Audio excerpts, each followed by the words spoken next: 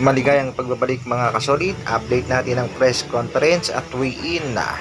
Alas, kuha na ang timbang. Japanese promoter itinago ang Team Casimiro.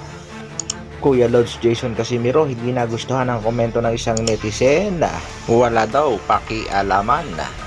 Para sa ating unang balita mga kasolid, Jermall Charlo gusto ngang ipaghiganti dito kay Canelo Alvarez ang pagkatalo ng kanyang kapatid na si Jermell Charlo.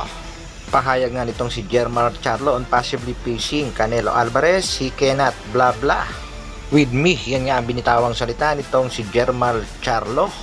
Harapan niya kasing napanood ang laban na kung saan nadomina ang kanyang kapatid na si Jermell. Sa kasalukuyan, itong si Jermall Charlo ang may hawak ng WBC middleweight title at meron ngang malinis na kartadang 32-0, 22 knockouts.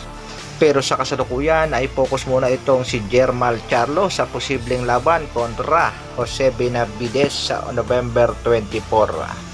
Underguard nga sa bakbakang David Benavidez kontra Demetrius Andrade. Birada pa ni Jermall Charlo dito kay Canelo Alvarez, he won't get past my jab. Ano sa palagay niyo mga kasolid, kakayanin kaya ni Jermall itong si Canelo Alvarez o matutulad lang siya sa kanyang kapatid na si Jermall Charlo? Samantala, bakbakan sa pagitan nitong si Teofimo Lopez kontra dito kay King Ryan Garcia.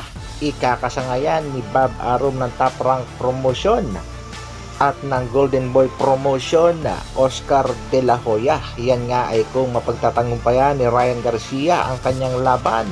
Isang napakadelikadong laban nga kontra knockout artist Oscar Duarte Porrado. Pag si Bob Arum ang nag-match up, siguradong ang laban ay matutuloy. Sa kabilang balita naman mga kasolid, latest update sa sitwasyon ng ating pangbatong si Jonel Casimiro. Ayon nga kay Tola, Boss Rich doon ay napakaganda ng kondisyon ng ating pangbato at regarding sa timbang, kuha na nga nitong si Cuadro Alas. Marami naman ang nagsasabi, mga boxing fans, Pinoy at Japanese boxing fans, easy fights lang ito para sa ating pangbatong si Jonel Casimiro. Panoorin natin mga kasolid ang naging laban ni Uguni kontra dito sa kanyang kababayang si Iwasa. Mahina nga ang depensa, mahina ang tuhod, hindi kayang tumanggap ng malalakas na suntok. At siguradong pag si Cuadro Alas na nakatama ng suntok dito kay Uguni, mahihiya na itong bumangon. Courtesy nga pala sa live ni Tol Rich doon, may netizen nga nagtanong kung bakit siksikan daw sila dito sa tinutuluyan ng ating pangbatong si Jonel Casimiro. Kaya alam yung buhay namin guys, kung sikat kami. Hindi naman kayo na perhisyo. Huwag nyo pakialam yung buhay ng mga may buhay. Sabi saya pa, ayaw ilabdi ang tao nga nagtungtong sa isika tao, kaya ka na sila nagabuhat og tao. Ayon naman dito sa promoter na si Masayuki Ito, sadya niyang itinago kung saan nakatira ngayon ang Team Casimiro upang hindi mabulabog at hindi masyadong maistorbo sa pagpapahinga ang angas ng Pinas. Pinaka-latest update naman regarding sa press conference ng bakbakang Casimiro at Uguni na gaganapin sa October 12 at sa kanilang official weigh-in.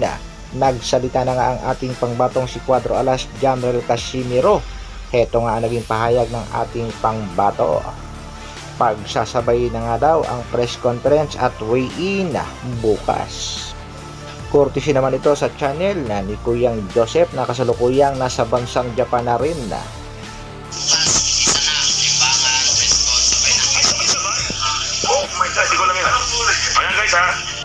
Kaya walang bibitaw mga kasolid, 2 araw na lamang, bakbaka na. Good luck sa ating nag-iisang angas ng Pinas, Cuadro Alas, Jonel Casimiro. Hanggang dito na lang muna mga kasolid, isang like naman dyan at sa mga bagong mapapadaan sa aking munting channel, pasubscribe naman. Maraming salamat sa patuloy na pagsuporta at panonood. Mabuhay, Dr. Alvin Vlogs. Brrr.